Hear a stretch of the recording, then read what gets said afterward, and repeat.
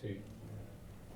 What's up, everybody? Welcome to FinTech Insider on Air, episode 37. Last week we had a really good chat with Keith Gross and Zach Lambert over at Plaid, all about their UK expansion. Some really interesting things happening there. Great episode. If you want to head over to Periscope and I think the 11FS YouTube channel, you can check that out now. This week, we're really happy to be joined by Jesse Doroguska. Did I get that right? You did. Awesome, nailed it. To talk about what Square are up to with all of their latest bits of hardware, particularly the terminal that we'll talk to you about in a little while. Maybe before we sort of get into that, tell us a little bit about your role. And actually, I mean, your background is pretty amazing as well. Thanks. So I run the hardware team at Square. Globally, we're responsible for the design, development, manufacturing, logistics, distribution of all of our hardware products from our simplest reader all the way up to integrated products like this. And I've been at Square for almost 8 years of the company's 10-year tenure. Before that, I was at Apple, ran accessories engineering for iPod, iPhone, and iPad, starting in 2003. Very cool. I mean, like, nobody better to be talking about this stuff and doing this stuff then. I mean, you're over in London right now. You're doing a bit of a tour around and talking to people about the product that we're going to go through in a second. That's right. We made the terminal available today.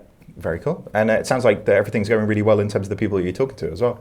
It is. We've had a lot of good fun talking to the merchants who have been on our beta program, and now making it available to more people is a great time. And you've just, was it the BBC you've just come right here from? So, I mean, I don't want to say we're just slightly below the BBC, but it's like, we'll take that anyway. So, I mean, a couple of statistics before we sort of get into it and have a little bit look more. So, I mean, we're in a situation right now where 3 million of the 5.9 million SMEs in the UK still don't accept card, which is huge. You know, like that's a massive thing. Increasingly in a contactless payments world, you know, cash increasingly sort of moving out of this economy. Then this feels like a really big opportunity to do something interesting. And I guess from your perspective, you know, something that I was really interested in reading from a statistic perspective is 75% of the Square sellers are actually outside of London as well. That's which, right. You know, I was saying to you just before we sort of got going on this is I've definitely seen a massive uptick in seeing the brand and seeing the terminals in various different places. And I live in like back and beyond in Norfolk in England rather than like where all the lights are in London. So, right. I mean, the strategy for deployment of these things and taking them to real merchants is working, right? It absolutely is. We're really trying to reach people who have been either excluded from the financial rails of card acceptance or just for some reason haven't been able to connect to it. And it's millions of people here in the UK, it's tens of millions elsewhere. This is a global phenomenon. And the best way, the only way to do that is to design a product that is simple to use, easy to get started, and something that owners can do themselves. It needs to be a self-serve product. It can't depend on a sales call every time. Yeah. So I guess, you know, you've been at Square for a while. Tell us a little bit more about the company and I guess the mission behind it. You know, you've been there for most of the company now. So, I mean, what's the genesis behind it? Sure. The founding story of the company, Jack Dorsey and his friend Jim McKelvey. Jim is a glass blower and was trying to sell a fancy piece of glass he had made, a couple $1,000s at the time, and had a buyer who wanted to pay with a credit card, and he couldn't accept that American Express card. And he was very angry about it, obviously. He lost a sale. He missed a sale. So he called his friend Jack on his mobile phone, which has a tremendous amount of power, was connected to the internet, talking to satellites, and he said, I have this supercomputer in my pocket. Why can't I accept any of the billion credit cards that people are carrying around? This seems unreasonable. I'm a small business owner. We can solve this. And that's what they set out to do from the very beginning. And they made use of these great products that people are carrying around in their pocket and did the very least, most simple thing they could do, which is the original Square card reader and a free app on your phone, and really got people started right away. It took a lot of rule breaking to get started. It was against Visa and MasterCard's rules. The banks really didn't know what to make of us, but they were persistent, and it was an obvious unmet need. Yeah. And obviously, you know, it's not just one thing doing it, but the reaction to people actually using this product as well. You know, we're seeing millions of people, I think millions of people in the UK are using the product right now, which is awesome. You know, the amount of impact is significant in this. So it's clearly a job that customers need solving. Absolutely. It's one of the very obvious trends is a move from cash to card. Consumers rule, consumers get to say how they want to pay. And increasingly, it's card, it's their rewards card, it's their special card, whatever it is. It might be loaded on their phone or watch, but whatever it is, the consumers want to pay how they want to pay, and the sellers are in a position to accept that or lose. Yeah. And we have a mantra of make sure that a seller never misses a sale, just like Jim did in the original days. And that's really about getting card acceptance in their hands. Do you know what? I didn't know there was that much money in blowed glass, but like I feel like I've learned something kind of outside of what I expected now. He's really good. Yeah, must be for that amount of money, I guess. But all right, well, let's get into it then. Tell us a little bit more about what it is that you're launching today. Great. So this is our first product here in the UK that is all integrated, all in one. Payments, point of sale, hardware, doesn't require a smartphone, doesn't require a tablet. So when you turn it on, it boots to the Square logo and it brings you right here. You can sign in or sign up in just a few minutes and you can be accepting card payments right away. So it accepts all cards, chip and PIN, contactless phones, watches. And we designed the product to be as familiar as possible for people who have used terminals for a while. We're really going after businesses who maybe are included in the economy, but have been underserved by really old technology, not connected to a software world. The real big difference is that this is a software-based product. Yeah. This allows us to deploy new software, add new features, and let businesses really have power in their hands to do more than just type in an amount and charge a card.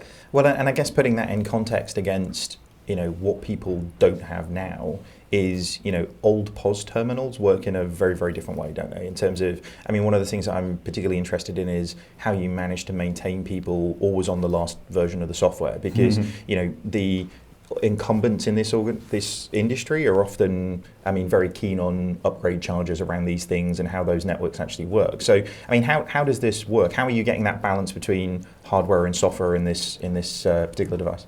We've had the benefit of being a relatively young company, just 10 years old, and it has been our idea from the very beginning that hardware and software together on a cloud-based system is the way to go. A lot of our competitors in this space for payment terminals and point of sale were developed long before that. Older technology, sometimes pre-web, often on PCs under the desk in the back room of a restaurant where it takes a service provider to come out and change the prices on your menu. We're well past those days. We also have an added benefit of being the provider for the hardware, the payment subsystem, the software, in the case of our reader, the iOS and Android apps, the connections to MasterCard, Visa, American Express, and our banking partners. And when you take ownership of that whole stack, you can scrutinize performance, you can fix issues, you can add features, and most importantly, like you said, you can issue software updates. Everyone who has a smartphone, computer, tablet today expects that of their equipment they use at home and in their everyday life. Payment terminals and point of sale are left far behind in that, and now we're finally putting modern tools into those people's hands. Yeah, that point I think is so critical, because the product that they buy today will continually evolve with them.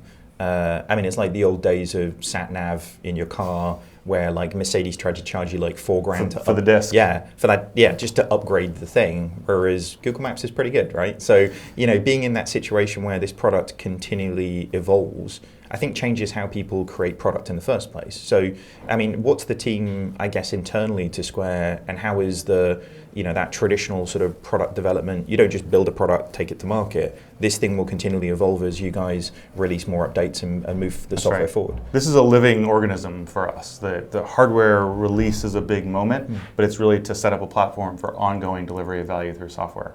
We issue a free and seamless software update every 3 weeks on this product. That's often to refine user experience, occasionally to add features, heaven forbid, fix a bug, but we can continue to add value over time. And in markets where technology changes, rules change, the credit card brands change their rules all the time, we're able to incorporate innovations from MasterCard and Visa in processing chip cards faster, for example. We can add local debit schemes in places like Australia and Canada after the fact, and we can respond to this kind of changing world. Payment terminals mostly are static devices that require someone to come out and either swap them out or plug in a USB key and log into them and do software updates that way. And we're trying to serve people at scale the way we are. It has to be something that they don't have to have a service provider come out. They can do it either on their own, or even better yet, happens invisibly. Yeah. So, I have to say it's probably the most attractive POS terminal I've ever seen on. So, well done on the design of that, which is good. But, what's in the box? So let's not skip over the design. Okay. It's really important to make people feel good about the equipment they're using. We've really overlooked how outdated some of that old kit is. And when you put stuff like this in people's hands, they use it in a different way. I've come to notice that old payment terminals, old point of sale, beige towers, businesses go out of their way to hide them. They build structures to kind of protect them from view, because retailers who are under siege from online businesses in some cases care about every square centimeter of their space. They scrutinize every doorknob, every table surface, every tile, and then to have a piece of equipment that they're really actively hiding.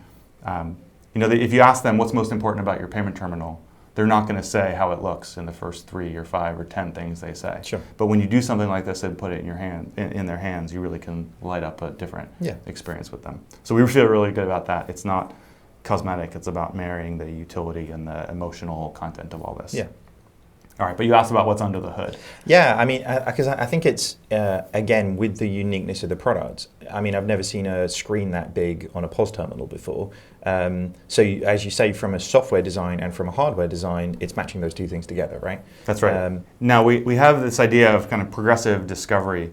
We're trying to sell to people who have used payment terminals maybe for 20 years and have a good expectation of what that is. Yep. And the shape of the product and this default screen, which is really the key entry part, is meant to be familiar. And for someone who wants to replace their existing terminal with this and do no more on day one, we want to make that experience as seamless as possible. So you can key in an amount and charge an amount and then print a receipt and have a very typical card payment experience. Yep.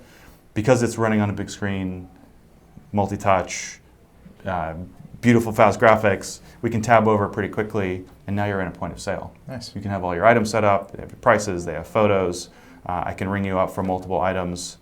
And then in the checkout moment, instead of showing you a monochrome screen that's so small that you can't read it without your glasses, I can show you this bright screen, show you everything you've been charged, discounts, taxes, build a little bit of trust between buyer and seller rather than that I have no idea what you're charging me, but I'll believe you. Well, and increasingly, POS isn't a fixed thing at a till. So the ability, this is a completely wireless system, right? So being able to walk around a store of any environment to be with a customer where that product is.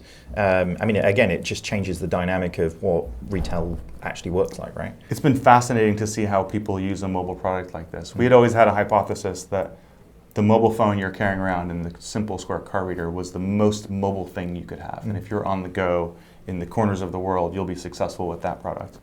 What we have found for businesses that use and love this product is that they have a lot of mobility in a pretty small space. So in a restaurant, it's from kitchen to table. In a doctor's office, it goes between rooms, so you get a little privacy when you're paying for what you want to pay for. At Lucky Voice, you can go into the different places, and they're using terminal, and you can get out to where people are. We've seen people use it in a furniture store where they just sell on the floor. Yeah. It's a big space, and they're not just going to wait behind the counter. They're going to get out and sell, and then they can charge a person right there. So that mobility is great. Most people we've seen just use this on its battery power, which lasts all day, and just plug it in overnight. You can also just leave it on the counter plugged in. Nice.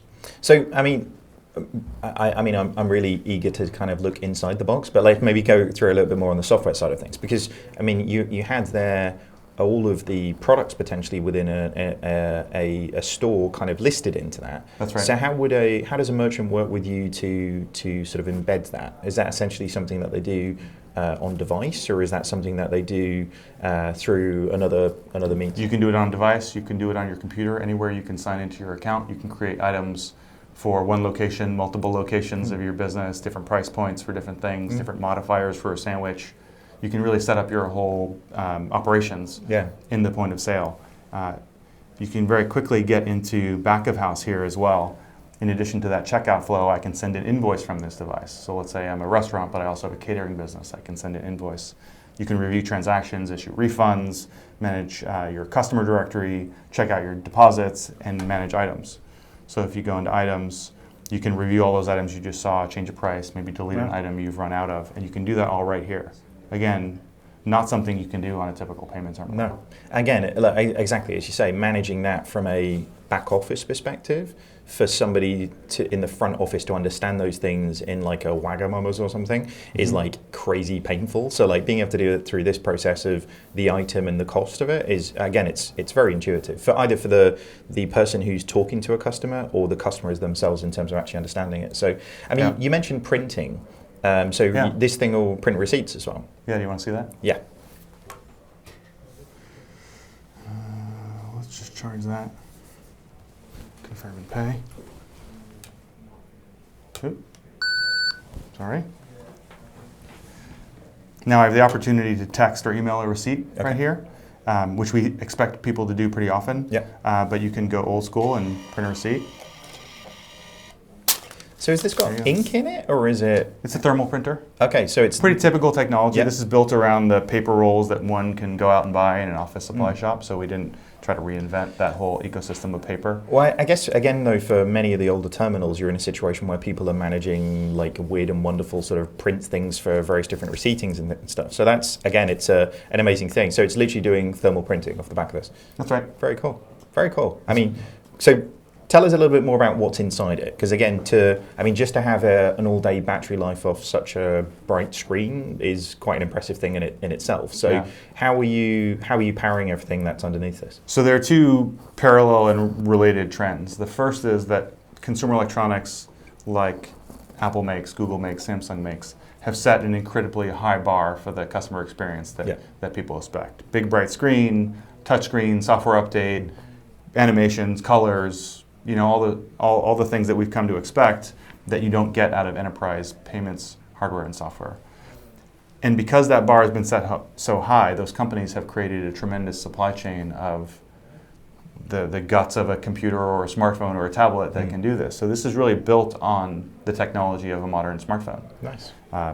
It's how the Wi-Fi is so broadly supported, because this Wi-Fi chip and processor has been in 1 billion cell phones, so I feel pretty confident that it's been well tested across different network topologies and all those technologies. It's originally based on the Android OS, which is open source. We took it, made it our own, and made it exactly what we need it to be. All the security bits we need for payments, all the updatability we need to be able to do securely from our servers, and then we can deploy so regularly because it's built on a lot of the common technology that those people had paved the way for us. Well, that's pretty good. Like I say, if you take the best of what a lot of other people are doing in this space to put this together, I mean, you're building on you were at Apple though, using Android devices for was that slightly? Did that feel a bit weird given your heritage, or? It didn't feel weird. Our loyalty is easily to our sellers. They're the easiest group of customers to ever work for. If you meet any of them, all you want to do is make their lives better. They have great stories. They're a quirky bunch. They'll come up with amazing workarounds for things that other people haven't done well for them or we haven't done yet well for them.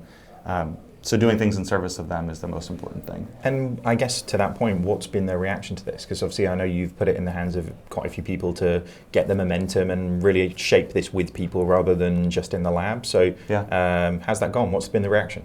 It's been outstanding. It's a bit of a shock to get people past no contracts, no long-term contracts, no weird fees, all the simplicity of our original card reader in terms of just paying a flat rate for every card. And then people who are used to a card terminal will turn it on and say, okay, it looks like a nice bright screen version of a card terminal, but when we start talking about the software integration, reviewing your sales history year over year, month over month, changing the price of items, reviewing your sales at other locations, you can see the wheels turning of people realizing that they've been invited into a software world, a software ecosystem where they just haven't had that before. Yeah, I mean, it changes that category, doesn't it? It's going from a service to get paid to a partner that's helping you run your business more efficiently, essentially. So that's right. There are plenty of businesses that either use no point of sale, pen and paper, their brain, looking at their inventory. Some use a really outdated point of sale, and some just come to discover this is enough point of sale for me. Yeah. This can be my whole thing. I don't need to manage between two. It's more typical in the business that someone makes your hardware, a different company makes your point of sale, a different company is your payment service provider and your bank. And you can imagine that they couldn't figure out a software update because those three businesses have no relation to each other. Yeah. They have no obligation to you, and you're just counting on the interoperability at the bare minimum case. When we can provide all of this, they just see opportunity to strip some things away. So the people who are most enthusiastic is when they are delighted by this and realize they can ditch something else. Yeah. Because small businesses, in addition to doing payments, probably do whatever they're in business to do. And they have so many service providers in their life, from accountants to the supply chain of the flower market. They have just too much to manage. So any opportunity to strip it away is very welcome. Great. And so you're launching this today in the UK? That's right. And so where can people find out more about it? Is it straight onto the Square's website, or are you can go straight to our website and get it there. We'll be exclusive with Amazon in a couple of weeks, and you can get it there. And it's been our path traditionally to sell through brick and mortar retailers as well, and we'll get there soon too. Very cool. I mean, so what's next for this then? Obviously you're launching it with a set of features. I'm sure in the back office you've got lots of different things that you kind of want to move this forward, because in my mind I'm like, great, suddenly you've got the interactive capability of a smartphone at a POS. The opportunities for that in terms of ways of payment, or opportunities for even in integrating loyalty schemes around all of these things, or everything that you could do. When you've got that, such an interactive thing, the opportunities are endless, right? That's right. So there are many axes of development, including adding features generally to our commerce platform, going specific to different verticals like a retail or a restaurant or an appointment seller. But one very persistent thread is simplifying and making things faster. It's probably the most consistent thread through all of our product development, especially when you're releasing software every 3 weeks. It's about improving battery life, making payments take less time, taking out steps, finding settings that we can remove, making transitions smoother, just giving that time back to sellers because they're delighted by the speed of all of this. Yeah, and on that basis, I guess the people who you've got as customers of this, and increasing that in the UK as well, how do you sort of interact with them in terms of feedback and really understanding how they're using the product? Yeah, so we have a few customer-facing teams within Square. A lot of companies do, and they're often sidelined or outsourced. We have customer support, we have sales, we have account management, we have a communications team that is outbound and inbound. We have a lot of hero sellers who are part of this press launch here and just love to be part of the latest and greatest. And if you create a culture where their feedback is valued, nurtured, collected, that gets back into the organization pretty well. Yeah. And like I said, it's a joy to work for these people, and they live in your neighborhood. You can walk around and talk to them, get in front of them. And you feel they're praying pretty fast. They're not shy about complaining about things or wishing for things, or there's no shortage of things that can make the lives of small businesses easier. So our backlog is infinite, essentially. I mean, it becomes quite straightforward at that point, doesn't it? The listen to customers, do what they need, create an opportunity for them to consolidate things that actually solve their problems in a better way. It sounds obvious when you say it out loud, doesn't it? But there's so few companies that are actually doing that. Some of the craft in what you just said is businesses will enumerate all the things that they need. What we need to do is filter and edit that down to make sure we're delivering simplicity back. Because usually what's enumerated is not simple, is not straightforward, is more Swiss Army knife than kind of a precision instrument. Yeah. True of this terminal for sure. It's got one button, one port for charging, one port we added for hearing impaired support, but really tried to keep it as minimal as possible and push all of the interaction into that screen. That was not the nature of all the feedback we got. That included a lot of legacy ideas about what a payment terminal was. So the combination of exposure to that outside influence and having a kind of a strong value for simplifying things is how we get that to work. Awesome. Well, I really look forward to seeing these pop up around the country. Like, I will definitely let you know as I start seeing them sort of hit the various different little shops that I'm in as well. So what's next for Square? Because I mean, like, this is a big step in terms of the evolution of a product that you, I guess, took to market quite a while ago, and evolving from, like, say, the Square to this is a pretty big leap, isn't it, in terms of both the hardware and the software side of things. So, I mean, how are you seeing this and other products sort of coming together in terms of the things that you're working on? So now with this product, we've staked out a lot of ground. We can make amazing mobile and countertop accessories that work with great smartphones and tablets that Apple and others make, and we are committed to that. We love that part of the business. In addition, we're able to take ownership and build something that's completely integrated. We have this product that is mobile around a store. We have a countertop product that's available in the US right now that does the same. Because we own that technology, we understand the operating system, we know how to deploy payment systems into sellers' hands like that. It gives us a lot of space to prototype new experiences and continue to explore what's next. Very cool. Well, congratulations on everything. It seems like it's gone really, really well. Look forward to seeing these when they're out in the real world. Great, thank you. All right. On that note, we probably should wrap up this week's show because I think we're going pretty long on this one right now, but it's super cool. So, we're going to do that. Jesse, where can people find out more about you and Square? For Square on Twitter, it's Square UK. You can also find us on the web at square.com, and you can find me at Jesse Dorgusker on Twitter. Very good. As for me, you can find me on @DavidBreer over on Twitter. Thank you so much for joining in this week. If you want more insights like this, head over to podcasts@11fs.com, or you can drop me an email directly on david@11fs.com. If you want to suggest any other opportunities or other people that we should kind of bring on, just hit up those and let us know. See you guys next week. Thanks very much.